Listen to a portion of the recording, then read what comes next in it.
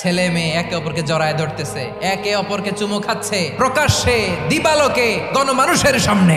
নারী যে কত সম্মানিত নারীরা এটা বুঝেই নাই। নারীদেরকে আল্লাহ বানিয়েছেন উচ্চতর করে। নারীদেরকে ছোট্ট জিনিস দিলে এটার বড় করে দেয়। নারীদেরকে ভ্রূণ দিলে, শুক্রাণু দিলে নারী এটারে বাচ্চা হিসেবে উপহার দেয়। দেখছেন, আপনি দিলেন একটুকুনি দিছে, আপনি তাকে একটা মুচকি হাসি দিয়ে দেন, সে তার কলিজা দিয়ে দেয়। কিন্তু যদি আপনি তার মনে কষ্ট দেন, সে আপনার জীবনকে জাহান্নাম বানায়া দেয়। নারীর মন বুঝতে পারলে নেয়ামত, বুঝতে না পারলে কিয়ামত। এই বিশ্ব ভালোবাসা দিবসের সাথে মুসলমানদের কোনো সম্পর্ক? বিশ্ব বেহায়া দিবসের কারণে এগুলোর আউটপুট হিসেবে মাঝে মাঝে এই ঢাকা মেডিকেলের ডাস্টবিনে নবজাতকের বাচ্চার কান্নার আওয়াজ শুনতে পাওয়া যায়। ওর বাবাকে, ওর মাকে, ও কোন ফ্যামিলির সন্তান কেউ জানে? আপনি তার ভবিষ্যৎকে অন্ধকার করেছেন না? আপনি তার লিনিয়েজকে প্রশ্নবিদ্ধ করে দিয়েছেন না?